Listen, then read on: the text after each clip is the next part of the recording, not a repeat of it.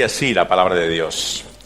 Habló el Señor a Moisés diciendo: Mira, yo he llamado por nombre a Bezaleel, hijo de Uri, hijo de Ur, de la tribu de Judá, y lo he llenado del Espíritu de Dios, en sabiduría y en inteligencia, en ciencia y en todo arte, para inventar diseños, para trabajar en oro, en plata y en bronce, y en artificio de piedras para engastarlas, y en artificio de madera, para trabajar en toda clase de labor. He aquí que yo he puesto con él a Joliaf, hijo de Ahisamac, de la tribu de Dan, y he puesto sabiduría en el ánimo de todo sabio de corazón, para que hagan todo lo que te he mandado. El tabernáculo de reunión, el arca del testimonio, el propiciatorio que está sobre ella y todos los utensilios del tabernáculo, la mesa y sus utensilios, el candelero limpio y todos sus utensilios, el altar del incienso, el altar del holocausto y todos sus utensilios, la fuente y su base, los vestidos del servicio, las vestiduras santas para Aarón, el sacerdote, las vestiduras de sus hijos para que ejerzan el sacerdocio, el aceite de la unción y el incienso aromático para el santuario. Harán conforme a todo lo que te he mandado. Pues está aquí la lectura de la palabra de Dios. Vamos a orar, vamos a hablar con Él. Oh Dios y Señor nuestro, venimos ante ti en esta mañana, sabiendo que tú tienes la sabiduría que a nosotros nos falta. Señor, ¿dónde podremos encontrar, Señor, el conocimiento, el discernimiento, el entendimiento, si no viene de ti? Sabemos, Señor, que es por tu Espíritu que podemos comprender y entender las cosas que son de ti. Señor, por eso te rogamos, te suplicamos que tú nos asistas, Señor, que nos ilumines por medio de esta obra del Espíritu Santo, tu palabra eterna, la revelación que tú nos has dado, y que a la luz de ella pensemos también sobre este aspecto de la vida humana. Te lo pedimos en el nombre del Señor Jesucristo. Amén. Amén. Pues cuando hablamos de arte a partir del siglo XVIII es algo muy diferente a lo que entendemos antes de este siglo. Básicamente el arte era artesanía, lo que hoy llamamos la creación, invención de objetos que eran útiles. Exactamente la visión que tenemos aquí de la Escritura. El tipo de personas que aquí se habla que Dios había escogido, ¿no?, por medio de Moisés, y le había dado una capacidad, una sabiduría. Vemos que lo que hacían era objetos prácticos, ¿no?, útiles básicamente, en este caso para el culto, ¿no?, que había en el tabernáculo, en el antecedente del templo. A partir, sin embargo, del siglo XVIII, toda esta concepción del arte como artesanía se cambia. Se crea una religión del arte. Se considera que el artista es una persona especial, es un privilegiado, es en un sentido un iluminado, ¿no?, alguien que tiene una visión profética, podríamos decir, un mensaje especial, ¿no? Se habla, por lo tanto, de él en términos tan excepcionales, ¿no?, que parece como el que nos pone en contacto, ¿no?, con este conocimiento y sabiduría última, ¿no?, que casi parecería de la divinidad. Y esta visión ha cambiado y ha influenciado no solamente en el mundo que nos rodea, sino también en la Iglesia. Y por eso es por lo que creo que es importante que meditemos, que reflexionemos sobre cuál es la visión que encontramos en la Escritura sobre las artes. A partir del siglo XVIII hay ciertas artes que se privilegian sobre otras, se ponen en una posición superior. Obviamente la música. La música adquiere una importancia extraordinaria a partir del siglo XVIII. Se considera que los compositores, ¿no?, tanto como los intérpretes, son personas que tienen una capacidad, un don, un talento especial que no es comparable al de otras artes. Anteriormente sabemos que era la pintura, la arquitectura, ¿no?, la que tenía esa función práctica relacionada con los locales, ¿no?, de culto, con el uso práctico simplemente, ¿no?, que tenían estas artes, ¿no? Esta visión, digamos, del artista como alguien que está en una posición privilegiada, ¿no? Influye, por lo tanto, no solamente en el mundo, sino también en la Iglesia, en la visión de lo que podemos llamar el inicio, ¿no? De lo que sería una figura que encontramos hasta el día de hoy. Sería el artista cristiano. El artista cristiano se considera que es una persona especial, que tiene una capacidad que Dios le ha dado, ya no como encontramos aquí en Éxodo para hacer una misión práctica concreta, ¿no? de utilidad, ¿no? Sino como un sentido de dirección, de orientación. En este sentido, vemos que la importancia que adquiere la música en la adoración, ¿no? En la alabanza, ¿no? Es tremendamente importante a partir de este momento. Nos sorprende, claro, de nuestros antepasados en la fe en siglos anteriores, ¿no? En la Reforma mismo, ¿no? Que aunque había atención e interés por la música, no ocupaba, ¿no? El lugar artístico que tiene posteriormente. Los himnos que hoy conocemos, por ejemplo, son una creación del siglo XVIII, ¿no? No existían, digamos, en siglos anteriores, ¿no? El órgano era desconocido. Para los puritanos, por ejemplo, y aquellos que fueron a las colonias americanas, decían que el órgano era el instrumento del diablo, ¿no? O sea, lo rechazaban totalmente y rechazaban todo lo que hoy podemos considerar la tradición evangélica, ¿no? Así que se produce una transformación, un cambio radical, ¿no? En aquel momento que nos desconecta totalmente, ¿no? De la visión que tenemos en la Escritura. Vemos que se produce una división, entonces, entre el artista religioso, sacro, ¿no? Y el que no lo es, ¿no? Y esa distinción vemos que se le da un papel, una función, ¿no? Que ha adquirido en nuestro tiempo incluso el sentido de lo que podríamos llamar un ministerio, ¿no? La confusión, por lo tanto, del arte hecho por cristianos, ¿no? Como un área de servicio que va más allá de lo práctico, ¿no? Del sentido artesanal, ¿no? Sino que tiene un propósito, ¿no? De mediación, ¿no? Con la divinidad misma, ¿no? Con el hecho de la adoración y la alabanza. Sabéis que está en la base de mucho del ambiente evangélico actual, ¿no?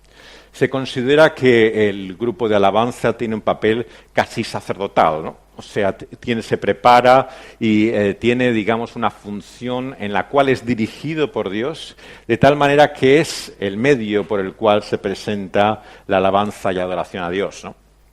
Lo que en Hebreos y en la epístola del Nuevo Testamento vemos que se vincula especialmente con Cristo y con su obra, aquí parecería más bien anclado con el sacerdocio que aquí encontramos, ¿no? De la época de Aarón, ¿no?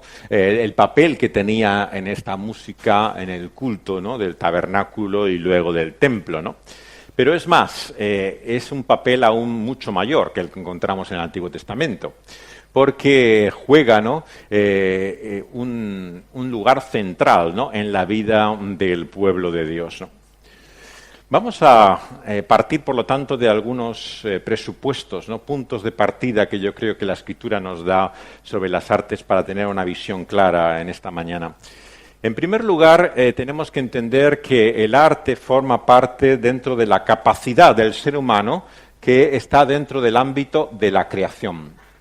Estamos, por lo tanto, en una institución, si podemos llamarlo, que tiene que ver con la capacidad, ¿no? Con el carácter del ser humano. El ser humano sabemos que es creado de una forma diferente a cualquier otra criatura. Es hecho a imagen de Dios, ¿no? Y evidentemente que algo de esa imagen de Dios es la capacidad creadora. El trabajo, vemos que es una tarea que se le da también al hombre en el Edén como parte de su propósito en esta vida, en este mundo, ¿no? Señorear sobre la tierra, sojuzgar el mundo, llenar, ¿no? Todo la creación es parte de lo que se ha llamado muchas veces el mandato cultural, ¿no? Que el ser humano tiene. ¿Qué significa que esto está en el contexto de la creación, en el orden que Dios establece al principio? Pues que es común a creyentes y no creyentes. O sea, que Dios, por su gracia común, obra, digamos, por esa capacidad creativa, siendo la persona cristiana o no cristiana. Por lo tanto, la idea que muchos tienen de por qué los mejores artistas que hay en el mundo los mejores escritores, músicos, pintores no son los cristianos. Bueno, algunos llegan a pensarlo que lo son, pero se engañan, obviamente. Es obvio que no coincide el listado de la fe con aquellos que son las que tienen la capacidad mayor artística que podemos encontrar en la vida. ¿Por qué? Porque estamos dentro de ese contexto de lo que podríamos llamar la gracia general. Gracia común se les ha llamado a veces a este aspecto por el cual Dios obra por toda persona independientemente de su fe. Forma parte de esa ordenación de la creación. Eso hace, por lo tanto, que la distinción que algunos cristianos hacen entre tú oyes música cristiana o no cristiana, tú lees un libro cristiano o lees libros seculares, o sea, tú tienes interés, ¿no? Por una película en la medida que sea evangélica o hable de la fe, ¿no? De una forma diferente, ¿no? Como podría ser otra película, crea una distinción que no está en el propósito y el orden original de Dios. Dios en la creación hace el hombre con la capacidad creativa independientemente de su fe. Por lo tanto, lo de excepcional, extraordinario que el ser humano tenga para crear, para poder con su imaginación producir obras, ¿no? De acuerdo a ese pensamiento y el sentido artístico que ha recibido, es algo que no es natural. Dios se lo ha dado. En un sentido decimos que toda persona que tiene, por lo tanto, una capacidad para hacer algo de valor, ¿no? Que sea estimable, no es un atributo propio suyo, ¿no? Dios ha concedido a la humanidad, ¿no? Y a ciertos individuos esa capacidad creativa, ¿no? Excepcional para mostrar la realidad de quién es Él. Así que, en primer lugar, tenemos que decir que no hay arte sacro y secular. No hay música cristiana y no cristiana. No hay libros cristianos y seculares. ¿Qué es lo que hay? Obviamente, claro, hay música, digamos, que puede haber sido inscrita, inspirada particularmente por la fe o por Dios, ¿no? Y otra que no, ¿no? Puede haber libros que hablan de la Biblia, ¿no? Y otros libros que hablan del mundo, ¿no? Pero eso no significa que tengan un carácter especial, ¿no? Sacro o religioso, algo excepcional, ¿no? Respecto a otros libros que demuestren en este sentido ni una mayor inspiración o carácter, ¿no? Ni por necesidad una mayor verdad que otros. Se aplica, digamos, el mismo criterio de discernimiento que todas las cosas. Examinarlo todo, ¿no? Y retener lo bueno. Si un libro responde a la verdad de lo que la Biblia enseña, pues es realmente útil, ¿no? Es verdaderamente algo de lo cual podemos aprender. Si ese libro se llame cristiano, ¿no? Evangélico, como le queramos llamar, no corresponde a ese mismo criterio, nos da igual el carácter o la fe cristiana del que lo escribe. O sea, dicho así, la fe personal del autor de una obra, ¿no?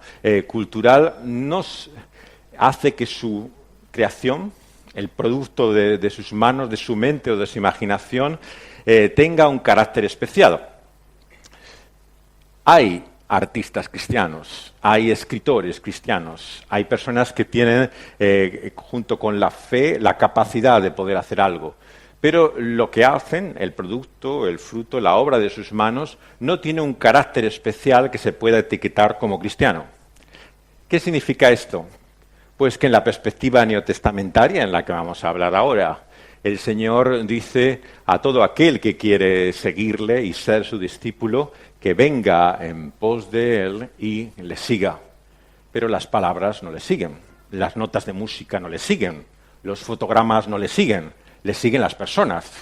Entonces, cristianos, por definición, son individuos, seres humanos, no su obra o lo que ellos hacen, ¿no? Cuando se califica, por lo tanto, a un producto, a una creación, a una obra como cristiana, vemos que muchas veces tiene otras motivaciones.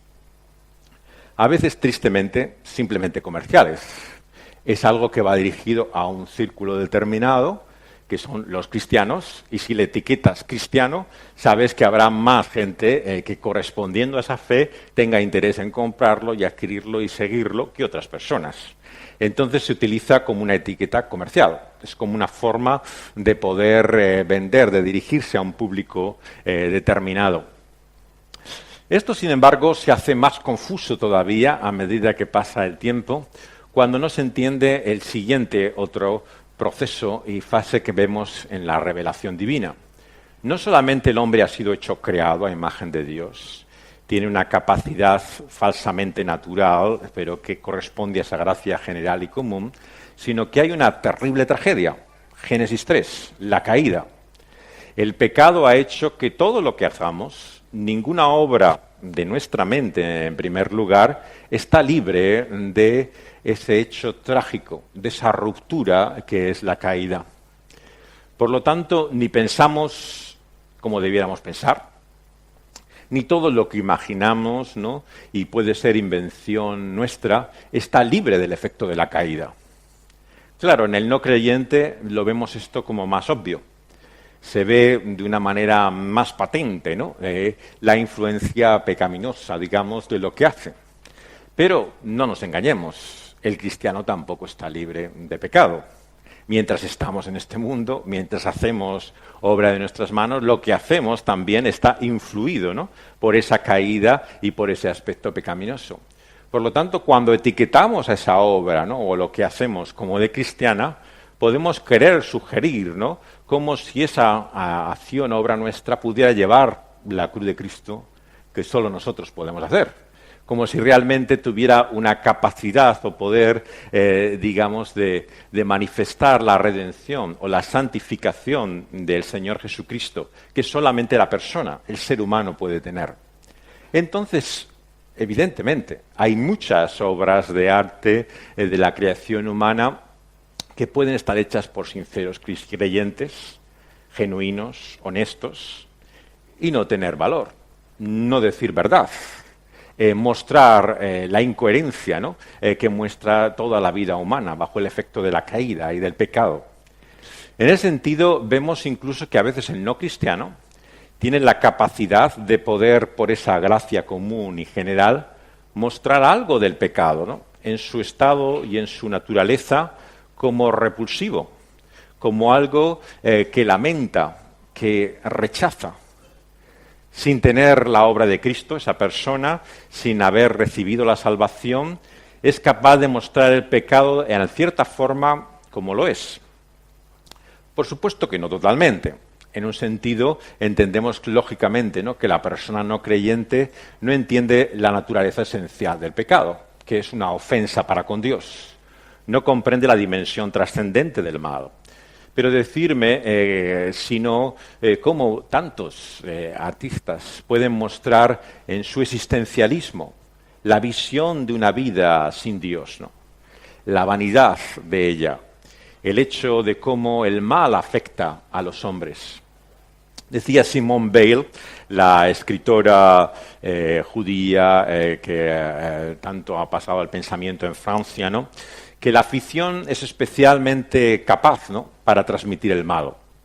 Cuando vemos un personaje en una obra dramática, en una historia, si el personaje es bueno, si es alguien positivo, ¿no?, con valores, generalmente nos resulta algo artificial, ¿no?, un poco falso.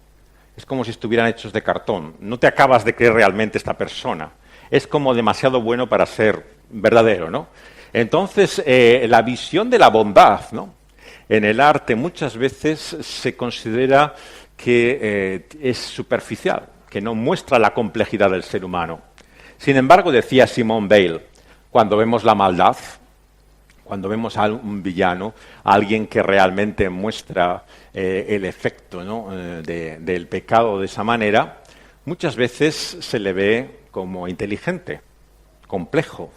Es alguien que tiene varias caras, ¿no? No es tan simple. Pongamos un ejemplo, ¿no?, las series de televisión que muchos ahora siguen, ¿no?, de forma adictiva, ¿no?, por vía de Internet y otras vías. No sabéis si os habéis fijado los protagonistas de las nuevas series de televisión, ¿no? Bueno, ¿cuántos son buenos realmente, no? O sea, son a cual peor, ¿no? Los personajes de estas series son tan malvados a veces que son ya demasiado. Son tan inteligentes que todo les sale bien, ¿no? Cuando en la realidad, claro, al malo no todo le sale bien, ¿no? Por muy inteligente que sea, muy astutamente que hace, también le fallan sus maniobras, ¿no? Pero describe de una forma especial lo que en Salmos como el 73 se muestra. Cuando el no creyente ve al hombre que no tiene a Dios, que no le sirve, que no le reconoce, se sorprende, porque no recibe la consecuencia de sus actos. No vive con un problema tras otro a causa de que Dios esté en su contra. Más bien, lo que dice el Salmo es lo contrario. Prospera, le va bien en la vida. Aparentemente no sufre las consecuencias que podemos tener otros del mal. Entonces, tenemos que darnos cuenta que el mal llega a ser uno de los grandes temas de la creación humana. En un sentido podemos decir que todo el arte llega a su máxima expresión muchas veces en esas visiones del pecado, ¿no? En lo que significa la influencia, ¿no?, del mal en el mundo. Y de esa manera, de acuerdo a una gracia general y común, transmite algo también de la verdad de Dios. Toda verdad es verdad divina y hay cosas que el no creyente puede decir que responden, ¿no?, a una verdad que Dios nos muestra, como es la caída y el mal. En tercer lugar, por supuesto, el gran tema de la Biblia y del Evangelio es la salvación, ¿no? Es la redención. Ahora vemos que Dios no tiene un pueblo, como aquí leemos en el Éxodo, que recibe su culto de Él por medio de un templo hecho de manos. Hebreos nos muestra que ahora Cristo Jesús es el templo de Dios, ¿no? Ya no es una construcción, invención de hombres. Nunca lo fue totalmente. Hemos leído que Dios le dio la sabiduría, el discernimiento a cada uno para hacer esa obra dentro del tabernáculo, ¿no?, que luego sería el templo. Pero ahora los cristianos, desde el principio de la Iglesia de Hechos en Pentecostés, vemos que no sirven no solamente a dioses con imágenes, nunca lo hicieron, desde la ley del Éxodo y de los mandamientos dados por Moisés, sino que tampoco tienen incluso un lugar como el templo para entrar en esa relación y comunión con Dios. Los antiguos romanos, que veían que los cristianos no tenían templos y no tenían dioses y no tenían sacerdotes, decían: ¿estos quiénes son? Desde luego no son religiosos, serán ateos. Y entonces mucho de la acusación que había contra el cristianismo primitivo era de ser irreligioso, de no reconocer los templos, los dioses, los sacerdotes, ¿no? Sin embargo, la tentación una y otra vez del cristianismo, ¿qué es? Sino reconstruir ese sacerdocio. La Iglesia, que ha tomado el nombre de Cristo en la tierra y otra vez, ha establecido nuevamente un sacerdocio mediador, una medida por la cual, por medio de hombres de carne y sangre, pudiéramos seguir acercándonos a Dios. Cuando, ¿qué dice la Epístola a los Hebreos? Que si Cristo Jesús volviera a este mundo, ni siquiera ya Él sería un sacerdote como lo fueron aquellos sacerdotes del orden de Aarón. Él es más que el sumo sacerdote. Él está por encima de todo sacerdocio. Es más, lo hace inútil. El sacerdocio de Cristo Jesús, por lo tanto, se muestra en ese contexto de la suficiencia de Él, como el único camino. Es el templo, la morada del Dios viviente. Entramos en comunión con Él por medio de Cristo Jesús, ¿no? Por lo tanto, no es por medio de un tipo especial de música, no es por una obra artística más o menos elaborada e inspirada espiritualmente que conocemos a Dios, ¿no? Lo conocemos por medio de Cristo Jesús. ¿Y cómo conocemos a Cristo Jesús? ¿Cómo entramos en relación con Él? ¿De qué manera podemos descubrirle? Hablaremos de ello en el mensaje esta mañana. Pero en primer lugar, por supuesto, por su revelación. Este libro, esta palabra escrita de Dios, registra, ¿no?, lo que Dios mismo tiene que decirnos. ¿Y qué tiene que decirnos? El Señor Jesús mismo lo dice, ¿no? Por Moisés, ¿no?, por los profetas, por la ley, de lo que nos habla es de Él mismo. Por lo tanto, el uso que tenemos que hacer del Antiguo Testamento, de pasajes como el que he leído al principio, de todo el papel de los cantores, del culto que había en el antiguo templo, tiene que cambiar a la luz de la revelación última, que es Cristo Jesús. No son, por lo tanto, hombres con su música, ¿no?, y su capacidad creativa la que nos acercan a Dios, ¿no? Sino que ellos apuntaban a otro, al que había de venir, a Cristo Jesús. Y el cuadro, por lo tanto, de Hebreos es que Él dirige desde el cielo la alabanza en cielos y tierra. No necesita de un sacerdocio, ni en este mundo, ni de los ángeles, para poder llevar a nadie al verdadero culto a Dios, sino que solamente por Él, ¿no? En su nombre, por su persona, podemos adorar, reconocer, servir a Dios como Él es, ¿no? Esta visión cristocéntrica, ¿no?, que tiene la Biblia, ¿no?, cambia también nuestra visión de lo que podríamos llamar que es ese área artística o creativa, ¿no? En un sentido, por supuesto, todo creyente que recibe la vida de Cristo es llamado a servir a Dios, a reconocerle, a adorarle, sin excepción. La adoración en el Nuevo Testamento, por lo tanto, no tiene un contexto particularmente cúltico. No es algo que se haga en un templo en especial, en un día en particular, ¿no?, por determinada forma de música, sino que es la vida misma del cristiano. Eso es la adoración a Dios. Por lo tanto, cuando en Romanos 12 se sacan las conclusiones de todo lo que el apóstol ha estado diciendo, de lo que Dios ha hecho por Cristo Jesús, nos llama a ser un sacrificio vivo, agradable a Dios, que es nuestro culto racional. La palabra de Dios, por lo tanto, presenta toda la vida como adoración. No es adoración lo que hay antes de la predicación, lo que hay después, ¿no?, el culto entero. La adoración está en toda la vida. La visión, por lo tanto, que reduce la alabanza a un aspecto sea participativo, por medio de la música, ¿no?, sea por medio de concentrarnos, ¿no?, en lo que es el estudio de la Biblia o su palabra, crea una división que la Biblia no reconoce, ¿no? Dios nos muestra que todo nuestro ser, toda nuestra vida es suya. Y por lo tanto, como todo lo que ha creado, como todo lo que es obra de sus manos, tiene un solo propósito, que es glorificarle, reconocer quién es Él, alabarle. Y el gran mensaje de la Biblia, de Antiguo a Nuevo Testamento, es que toda la creación, toda la obra de sus manos le alabará, le reconocerá, le glorificará. Incluso aquellos que no les sirven, aquellos que no se han rendido a Él, que han recibido su vida, serán humillados delante suyo. Declararán la realidad de que Él es Dios cuando el Señor Jesucristo vuelva. Cuando Él regrese, todo estará unido en esa misma adoración y alabanza a Dios. Y ahora, mientras tanto, sabemos que es en la Iglesia, en la comunidad de los creyentes también, donde esa adoración se encuentra de una forma especial. Pero no solamente en un acto de culto, en una reunión en la Iglesia, sino con toda nuestra vida, con todo lo que hacemos reconociéndole a Dios, con las obras que hacemos que son para Él, se convierten en buenas obras en el lenguaje bíblico.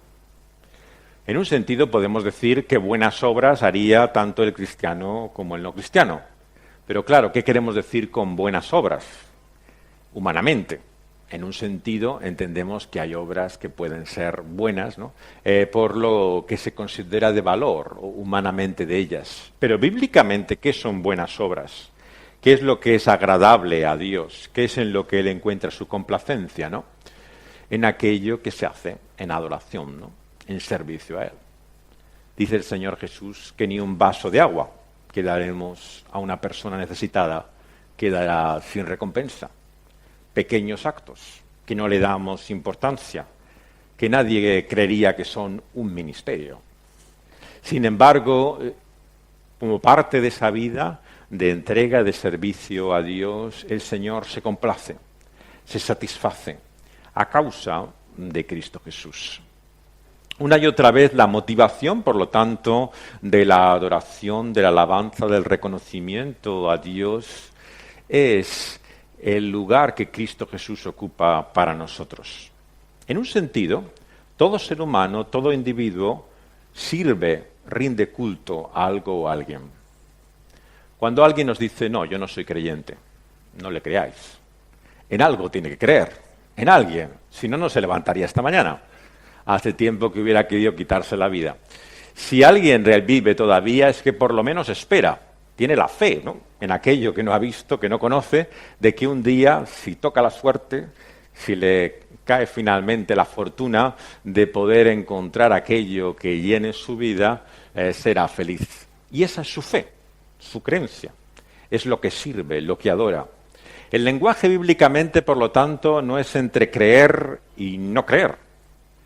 Es entre adorar y servir al Dios vivo y verdadero o servir a dioses o ídolos falsos. Lo que le llama al pueblo de Dios es a decidir, a aclarar su mente. ¿A quién quiere servir? ¿A un ídolo o a Dios vivo y verdadero? A los dos no puede servir por igual. Si sirve a uno, no agrada al otro. Y una y otra vez la tentación que vemos desde el principio, desde estos días del Éxodo, es un corazón dividido. Todos nosotros luchamos contra esa realidad.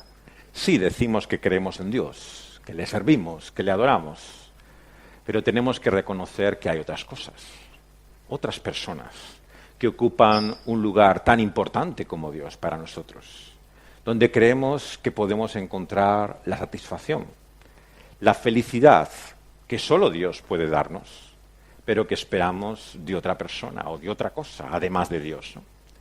En ese corazón dividido, en lucha, ¿no?, en esa mente que por lo tanto no actúa, ¿no?, con decisión o voluntad, ¿no?, sino que oscila, gira, ¿no?, de un lado a otro, ¿no?, en cada momento, ¿no?, sin saber muy bien lo que esperamos. Lo que nos llama una y otra vez Dios en su palabra es al arrepentimiento, a humillarnos delante de Él, reconocer que Él es el único Dios, el vivo y verdadero, y que todo otro ídolo, todo otro Dios, ¿no?, sea lo respetable que sea, no puede recibir la adoración que solo Dios merece. Muchos piensan que los ídolos son simplemente aquello que obviamente llena el corazón de la gente del mundo de una manera negativa, podríamos decir, destructiva. El poder, la codicia, la avaricia, el placer. Pensamos, estos son los ídolos, ¿no?, los dioses de este mundo. Pero claro, lo sorprendente cuando leemos la Biblia es que hay dioses e ídolos mucho más respetables. Se puede adorar y servir las cosas que Dios ha creado, la familia, el matrimonio, cosas que son buenas en sí, que Dios ha hecho, pero que al elevarlas, al considerarlas como un absoluto que nos va a dar la felicidad que solamente Dios puede darnos, ponemos un peso sobre ellas que no pueden sostener. No hay un matrimonio que te pueda dar la felicidad, la satisfacción que solamente Dios puede darte. No hay una familia que pueda compensarte por todo tipo de esfuerzos, ¿no?, y sufrimientos. Siempre el Dios y el ídolo que sirvamos nos dejará finalmente frustrados, descontentos. Y por eso la palabra de Dios nos muestra que podemos servir, ¿no?, a dioses e ídolos que son ciertamente respetables. Incluso, ¿por qué no?, el ministerio. No hay una advertencia constante en la palabra de Dios de no hacer del propio servicio, actuación a Dios, un objeto de culto, de adoración, al cual sacrificamos todo. Por causa de ello vivimos y si no resulta como nos parece, nos sentimos frustrados y descontentos.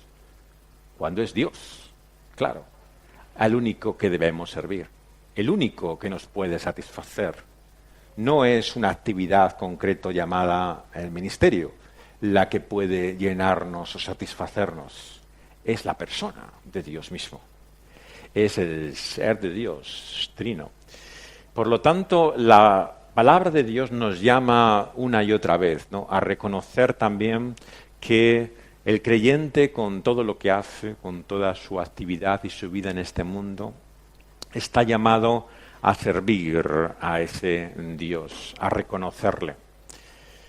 Cuando el apóstol nos dice, por lo tanto, en qué pensar, encontramos estas palabras de Filipenses que deberíamos tener, ya no digo en la pared de nuestra habitación, sino en nuestra mente.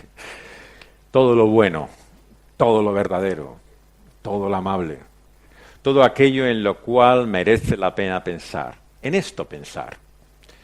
Por lo tanto, lo que Dios nos llama en nuestra mente, en nuestra actividad, en nuestra creación, es a buscar lo que es bueno, lo que es verdadero, lo que es bondadoso. Eso puede parecernos cristiano o menos cristiano, pero es lo que el Señor nos muestra que es bueno, verdadero y bondadoso. No va acompañado de una etiqueta. La verdad es verdad. La diga quien la diga, ¿no? Y lo que la palabra de Dios nos muestra es que Dios es esa verdad última. Por lo tanto, a partir de Dios descubrimos, ¿no?, y servimos a esa verdad con lo que decimos. Un arte, por lo tanto, que adore, que sirve, que reconozca a Dios, dirá la verdad de las cosas. Nos guste o no nos guste. Tendrá un papel profético. Llamará, como los siervos de Dios en la antigüedad, al bien, bien y al mal, mal. No confundirá las dos cosas. Por lo tanto, el pecado es un tema de la creación y la actividad cristiana. El mal, ¿no?, es mostrado tal y como es, a la luz de la verdad de Dios. Algo abominable a sus ojos, rechazable. Y por lo tanto, el cristiano no solamente nos presenta pensamientos positivos, admirables, inspiradores, nos presenta también la realidad del hombre en su maldad. Y produce el rechazo que ha de producirnos en nosotros el pecado. Junto a esa verdad está también el hecho de la bondad de Dios, la misericordia que Él ha mostrado, la compasión que vemos en Cristo Jesús.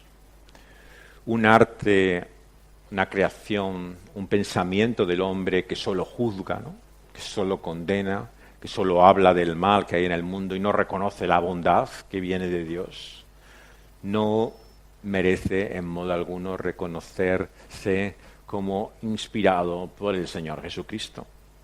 El Señor Jesucristo fue misericordioso, como Dios es, lento para la ira y grande en misericordia. Así lo vimos cuando estuvo entre nosotros. Andaba con publicanos y pecadoras. Mostraba la misericordia de Dios, su bondad, su gracia. Por lo tanto, aquello que responde a alguien que busca servir y reconocer a Dios, habrá de mostrar la compasión, la misericordia, ¿no?, la bondad que Dios nos revela en Cristo Jesús. Y así podríamos seguir con cada una de las características que nos da ahí en Filipenses. Esto sí que es un criterio a examinar, a valorar. No si es cristiano o no es cristiano, sino si es bueno o no lo es, si es verdadero o no lo es, si es amable o no lo es. Y obviamente que habrá cosas que hagan los cristianos que son más verdaderas, más buenas, más amables que otras, ¿no? O sea, debemos discernir no en base a la persona a que lo ha hecho, sino el valor, la verdad, el sentido que tiene. Y es así como determinadas cosas que el hombre hace nos parecerán más o menos verdaderas o falsas, buenas o no. Y así las examinamos a la luz de la palabra de Dios. ¿Qué hacemos finalmente cuando descubrimos que algo de lo que el hombre hace es bueno, amable y bondadoso? Damos gracias a Dios por ello.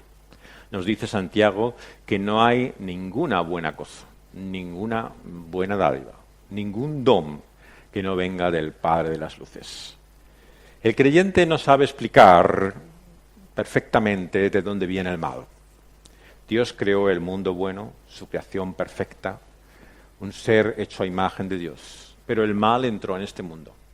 Sabemos que la serpiente antigua, Satanás, se introdujo en el Edén y la realidad es que el hombre cayó, pecó. Es un misterio para nosotros, cómo alguien hecho bueno puede hacer mal. No podemos explicar del todo por qué hay mal en este mundo, por qué el mal está en nosotros todavía. Lo que sabemos es de dónde viene el bien. Y esto es una gran diferencia. Es algo que el no cristiano no sabe. Ellos no saben de dónde viene el mal tampoco, pero tampoco de dónde viene el bien. Cuando algo bueno les pasa, dicen que es la suerte, casualidad, la buena fortuna que les ha caído. Pero nosotros sabemos por lo menos algo de dónde viene el bien, lo que es bueno, lo que es verdadero, y damos gracias a Dios por ello. Reconocemos que es de Dios todo aquello que es bueno, verdadero y bondadoso. Y por lo tanto el cristiano también está llamado a utilizar la creación de los hombres, la imaginación, y cuando descubre en ella verdad, bondad, ¿no?, hermosura, pues da gracias a Dios por ello, glorifica a Dios por ello. Y cuando lo que descubrimos en esa creación es algo del lado oscuro de nosotros, de nuestro mal, de nuestro pecado, lo que hacemos es reconocer nuestra responsabilidad, nuestra propia culpa. Cuando vemos la creación, lo que el hombre hace en la ficción, descubrimos algo de nosotros mismos. Esto es lo que sería de nosotros sin la gracia de Dios. Cuando veis a alguien que parece particularmente malo, que nos resulta terrible, no pensamos que es un demonio. Nos damos cuenta que es el mal que hay en el ser humano. Y eso nos hace sentir compasión, pero también identificación. Entendemos que ese mismo mal es el que ha arruinado todo el propósito de Dios y nos muestra, ¿no?, lo lejos que estamos al este del Edén, de aquel propósito último de Dios, ¿no? En ese sentido, habrá cosas, ¿no?, en la creación, en el arte, en la cultura, que nos producirán repulsión, rechazo, que no podremos adorar o alabar a Dios por ellas, porque reflejarán la maldad del ser humano. Pero eso no significa que no tengan ninguna función, ningún sentido, ningún propósito. La maldad lo que nos lleva es a ver como en un espejo, ¿no?, la realidad de quien nosotros somos. Y muchas veces, tristemente, tenemos que reconocerlo, el no cristiano, el no creyente, puede mostrar a veces con mayor crudeza, con mayor fuerza, lo repulsivo, lo despreciable que puede llegar a ser el ser humano en su maldad. Y en ese sentido, muchas veces nuestra visión del hombre es demasiado idealista. Nos concentramos tanto en sus buenas cosas, ¿no?, que olvidamos el lado oscuro, ¿no?, lo que está ahí escondido. El apóstol Pablo, por lo tanto, hacía uso también de la cultura de su tiempo, tanto positiva como negativamente. En Hechos 17 encontramos como en la predicación cristiana mismo, ¿no?, él en Atenas, ¿no?, habla de lo que aquellos hombres conocían por algunos de sus poetas, ¿no?, de sus pensadores, de la gente que hacía obras de creación, ¿no?, que mostraba su pensamiento. El apóstol no renuncia a estas obras. Lo que hace es leerlas, considerarlas, examinarlas a la luz de Dios y ver la distancia que hay entre ellas y la palabra de Dios. Por un lado les dice, a este a quien no conocéis, a quien realmente no servís como el Dios verdadero, pero que como por la intuición, como tanteando, os parece que tiene que estar allí. Es al que yo os predico, os anuncio, os comunico. No porque haya, digamos, una revelación general que sea suficiente, capaz de acercar al hombre a Dios, sino porque ese pecado, esa maldad hace que incluso nuestra visión natural de Dios esté distorsionada, no sea la que ha de ser. Entonces, cuando nos referimos a ella, lo que mostramos es su incapacidad, su insuficiencia. Una visión de la naturaleza, por ejemplo, sea por medio del paisaje, por cualquiera de las maravillosas cosas que Dios ha hecho, que no tiene en cuenta el mal, el pecado, la vanidad que hay todavía en esta creación, no puede realmente decirse que está totalmente inspirada por Dios y su palabra. Siempre hay ese lado oscuro, de frustración, de vanidad, ¿no? De gemir, esperando, como levantando el cuello a ese día que ha de venir, el día en el cual se manifestará quiénes son los hijos de Dios, ¿no? Entonces, igual que el apóstol, cuando nos referimos a la cultura, a lo que este mundo nos muestra, reconocemos cierta verdad en ello, cierto valor, pero mostramos la diferencia. Dios no habla por medio de estas obras de la manera que Él nos habla por su palabra, que percibimos su voz y su espíritu. Son simplemente los tanteos, ¿no? Las intuiciones, ¿no? del ser humano. Y también la palabra de Dios nos muestra incluso cómo el ser humano en su juicio, en su rechazo de cierta inmoralidad, ¿no? Demuestra de alguna manera también, de una forma imperfecta, ¿no? Cuál es la sabiduría y lo que Dios considera bueno y malo.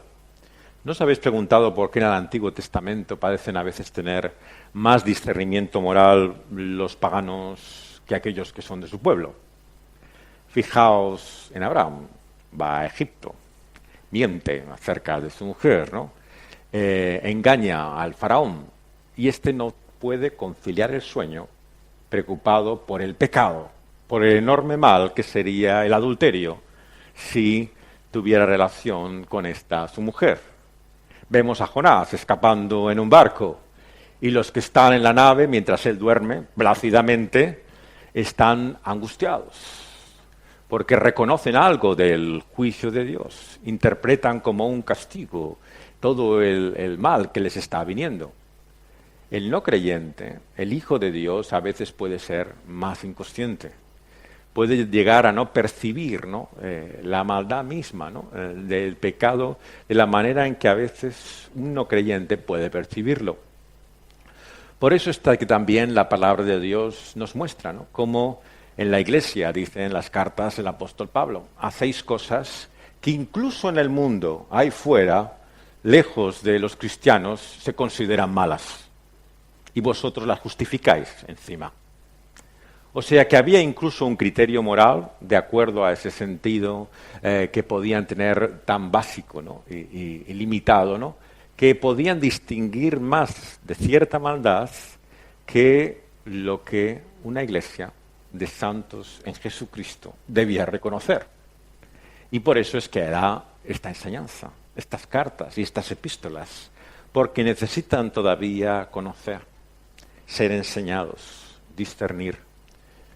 Ser cristiano, por lo tanto, no es la garantía y la seguridad de que todo lo que pensamos, hacemos y vivimos es correcto. La razón por la que estamos aquí, por la que venimos delante de este libro finalmente y queremos aprender de Dios, es porque hay muchos errores en nuestra mente, muchas contradicciones en nuestra conducta. Hay cosas en nuestra vida que incluso aquellos que no conocen y sirven a Dios reconocen su maldad. Y por lo tanto no debemos ser hipócritas, sino humillarnos y reconocer que si Dios puede hablar hasta por medio de una burra, con Balaam, ¿cómo no nos va a hablar con aquellos incluso que son impíos, que no conocen a Dios y que son como un testimonio que nos acusa en nuestra propia conciencia de la realidad de lo que somos? Queridos amigos y hermanos, Dios puede utilizar cualquier cosa, cualquier persona. Él es un Dios soberano. No pensemos que porque Dios nos usa por algo de lo que hacemos, sea una creación, una obra de nuestras manos, una actividad, es que eso añade o resta algo de nuestra aceptación de Dios. Dios puede usar a cualquiera. Hasta las piedras hablarían si estos no hablaran. Por lo tanto, el ser usado por Dios, ser utilizado, tener un ministerio, entre comillas, no es la garantía de ninguna aceptación de Dios. Es simplemente el hecho de que Dios puede usar a quien quiere. y lo hace según su voluntad. Y lo que debemos hacer finalmente es por eso humillarnos, reconocernos como siervos inútiles delante de Dios, implorar por la obra de Cristo Jesús, que limpia todo pecado, que nos cubra también de todo error, que nos libre también de la maldad. Vamos a pedírselo así a Dios, vamos a rogárselo en oración. Señor, al venir en esta mañana y pensar también sobre la obra del ser humano, sobre su creación, sobre su pensamiento, nos damos cuenta una vez más de esa inmensa tragedia, de esa enorme locura y necedad por la cual vivimos tantas veces, como si tú, oh Dios, no existieras. Señor, líbranos de esa necedad última, de ese ateísmo práctico, de comportarnos, Señor, como si no hubiera un Dios, un único Dios vivo y verdadero, que es el único al que debemos reconocer y servir. Señor, que podamos arrepentirnos de ello, volvernos, Señor, a ese único Dios que eres tú, por medio de Cristo Jesús. Señor, te suplicamos que por medio de Él ha venido la gracia y la verdad. Señor, no hay revelación mayor que la que está en tu propio Hijo. No hay otro nombre por encima de los hombres, en el cielo y en la tierra, que sea comparado al de tu amado Hijo. Señor, danos más de Cristo Jesús, de su amor a ti, de su servicio a la verdad, de la bondad que hay en ti, manifestada por medio de tu Hijo. Danos, Señor, todo aquello que es hermoso, que nos muestra la belleza que hay en ti como el Dios y Ser Supremo. Señor, te queremos pedir que por medio de Cristo Jesús podamos percibir más de lo que deberíamos ser. Y te alabamos y damos gracias, que lo podemos reconocer y ver por la obra de tu Espíritu Santo, que nos ilumina, alumbra la faz de Jesucristo. Y Él es verdadero Dios y verdadero hombre. Tu propósito, Señor, para nosotros no es que hagamos creaciones angélicas, que nos comportamos como si no seamos ya auténticamente hombres, sino que como tu Hijo Jesucristo podamos ser verdaderamente humanos, el verdadero ser humano que debiéramos ser. Danos esa profunda humanidad que hay en Cristo Jesús. Y que eso sea el cristianismo que busquemos, que eso sea realmente lo que reflejemos, manifestamos en todos nuestros pensamientos y obras. La humanidad conforme a ese propósito de Dios, que en Cristo Jesús tú has restaurado, quieres hacer de nuevo por medio de tu Espíritu Santo. En su nombre te lo pedimos. Amén.